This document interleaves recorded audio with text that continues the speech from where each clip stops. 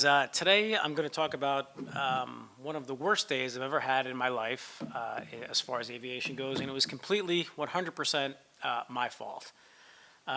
It was one of those days where I'm like, oh, I've got a lot of time, a lot of experience, it'll be fine. And I ended up having to land in a potato farm, potato factory, uh, and kind of had to swallow my pride a little bit. And, you live and you learn. All right, so this was probably the third time that me and a couple of friends went to Sunbury, Pennsylvania. And if you're familiar with Sunbury, first of all, the flight out there is it's absolutely beautiful. It's all over like Lancaster, Pennsylvania. It's Amish country, so it's a beautiful flight. Took off from Flying W, went just north of Northeast Philly, and then kind of on our way direct to Sunbury. And it's a beautiful flight. It takes me about 2 hours because the Cub is so slow. Stopped for gas along the way. The sun was setting to the west. It's absolutely beautiful. So when you're coming in, the sunset, you come over this ridge, and then there's the Susquehanna River, and then there's the island right there with the runway. It's a beautiful, beautiful flight, beautiful area.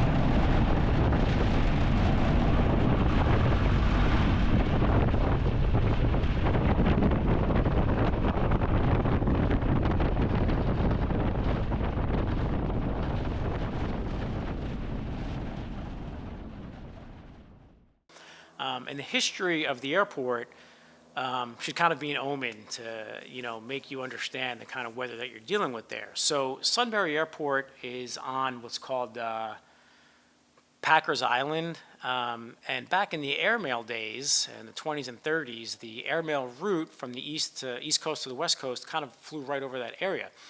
And it turns out that the weather was unpredictable there, and it always it was always bad weather. So there was a few times, there was one particular pilot that landed on this little island there and met the owner, and they said, oh yeah, last week or so there was another airmail pilot that had to put it down here because of the weather.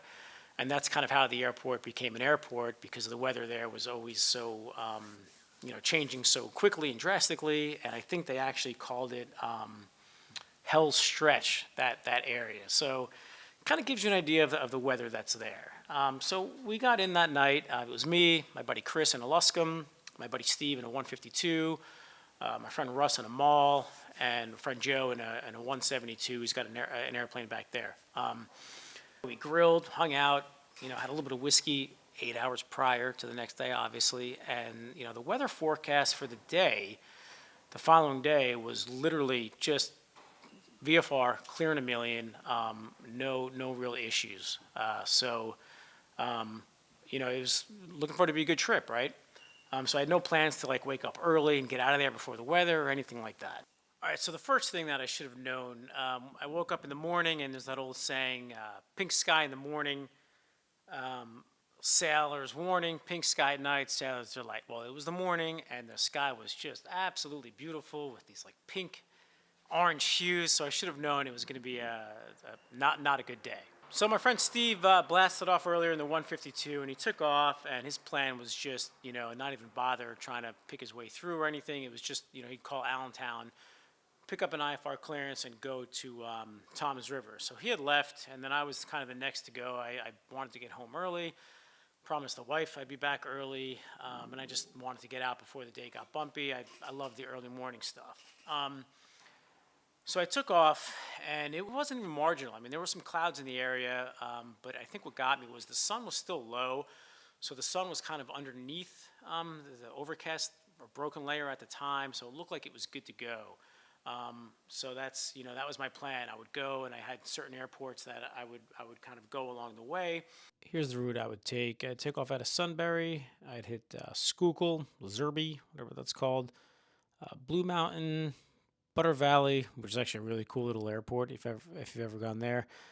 Penn Ridge, and then from Penn Ridge I would go right in just to the northeast side of Northeast Philly, and then from there it'd be a straight shot outside and underneath Class B to the Flying W.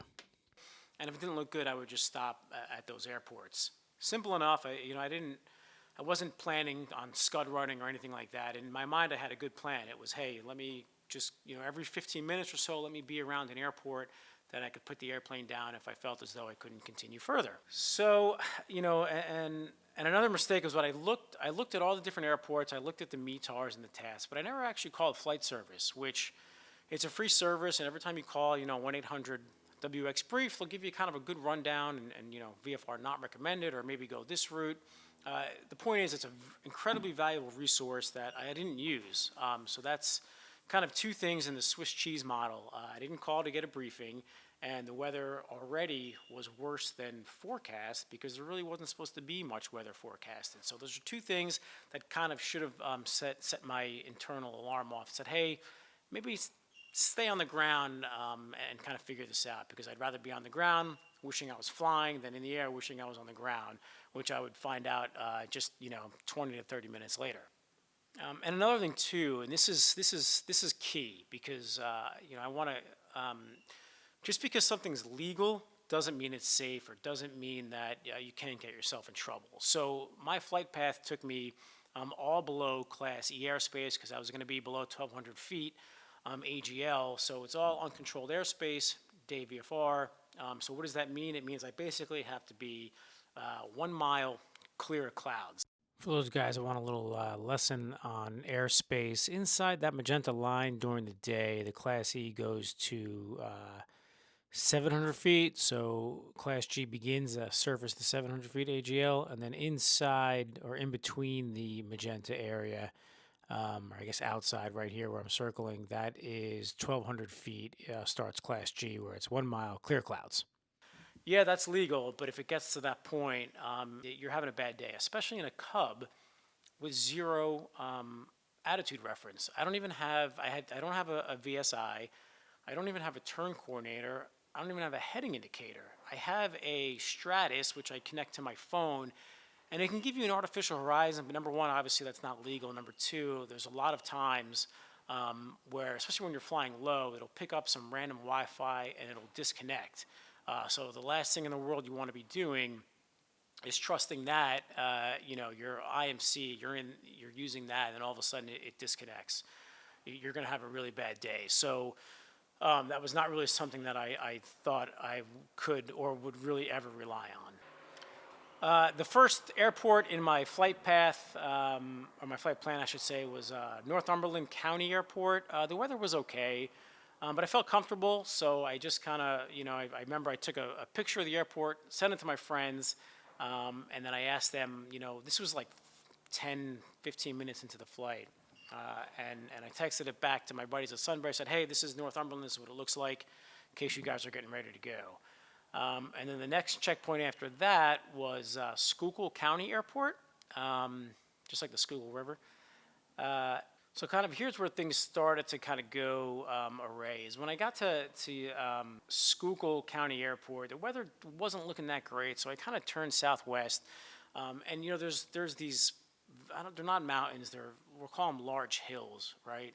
And each one of them has their own separate valley. So I'd go over the ridge, and the ceiling, every ridge I went over, the ceiling kind of looked like it was getting closer and closer, so I would just keep flying more south to kind of give myself an out.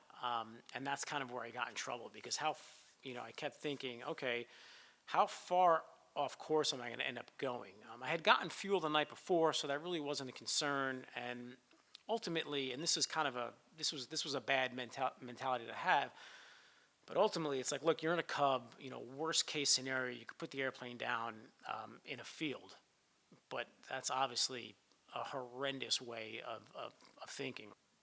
So when I got over, I think it was the second ridge by like Line Mountain area, I texted the guys. I said, hey, this is kind of what it looks like where I am. What's it looking like back at Northumberland? Because at that point, I'm like, maybe I should just go back. And that's when I got the text message back where I just felt, a kick in the stomach. They sent me a picture. One of the guys was at Northumberland on the ground. He said, socked in, we diverted here. And back at Sunbury, it was hard IFR. And this was like 15, 20 minutes later, and it had changed that quickly. And that, I didn't panic, but I definitely felt a sense of regret, wishing that I was not where I was and that I'd kind of waited it out. Could have gotten breakfast somewhere instead of kind of worrying about, what the hell to do next. So here I am now, kind of stuck in the valley, and uh, you know, the realization came to me like, hey, there's only so long that I'm willing to do this before it gets really bad and I have no other choice. And the thought went through my mind was, I can't just put this airplane down in some random field, because it was the time of the year where there was, there was soybeans or corn or whatever, and it wasn't going to be just some real. It wasn't going to be like landing on a grass strip. And not only that, but how do I explain this to my insurance company, the FAA? I'm a professional airline pilot. Like, just a million things going through my head. And that's if I didn't, flip over or possibly get hurt. And this is where, and I love like human factors and the psychological aspect of it, but I had this one airport that I felt like, so this is the airport that I have to get to. And there was kind of one more ridge that I had to get over to get to that airport. And I was going to fly south and then come back up. But I told myself, well, if I'm going to fly south, by the time I go south and then go up, if I can't even get over this ridge, how am I supposed to get to that airport that's just on the other side of that ridge? I'm not going to be flying in between a, 1,000-foot layer, 1 mile visibility to get there, because then I'm really going to kind of run out of options. So, I'm stuck in this valley here, and then I was going to give it one more try. At the last second, I turned around, and I was like, what? This was where I'm like, what the blank am I going to do, right? And here's where that whole tunnel vision kind of human psyche thing, which I find really interesting, kind of comes into play. I wasn't panicking, but I was definitely had tunnel vision and was focused on getting to that Bandito Airport, or whatever it's called. All right, so looking at my flight path here, you can see I tried to go towards that Schuylkill, and then I made a hard turn to the southwest, kind of followed that ridge line down towards that one Papa Alpha 9, which was no longer an airport or a field. And I didn't feel comfortable continuing on to the west to Flying Eagle, because I saw right by Spring Glen, there was a slight weather gap there that I got over the ridge. And then I tried to go back towards Schuylkill that way to the east, and that was obviously not going to happen. So then my focus was on that Bandigo Airport, 7-4 November, where that red arrow is. And however I had my map set up, or wherever my finger was, I literally could not see that masser field. And that kind of goes into that whole tunnel vision thing, where the airport was literally right there. So, and I lifted my finger and discovered it while I was doing kind of a quasi hold to figure out what to do next. And I don't know what I had on my. I usually have on my ForeFlight, I have it set up to where I have paved runways, or because all the grass runways that I go to here I'm very familiar with, but here I had kind of paved runways that are highlighted.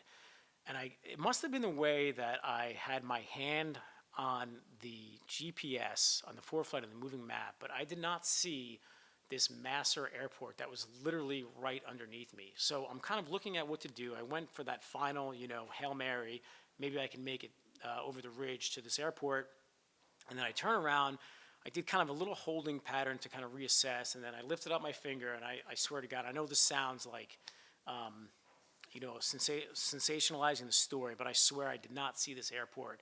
I lifted my finger, and right underneath my finger was the private airport. So I looked at it. It looked like a beautiful grass strip. I real quickly went on ForeFlight to kind of look at the NOTAMs, if it was closed or anything like that. And I saw it was a prior permission required, but at this point I just kind of had no other choice at this point. So I pulled the carpet, landed, made a nice landing, and it was kind of an uphill runway, really nice runway. So I landed, pulled the airplane off to the side, shut it down, and then kind of not panic, but I was, I'm not supposed to be here. It's a private airport. So I tried to call I think there was 2 numbers on there. To no avail, nobody answered. Here I am waiting for the FAA, the police, the FBI to come arrest me, right? And then out comes this woman from the house, and I'm not trying to be funny or creepy, but just the first thing that I remember was how attractive she was. She was just really pretty brunette.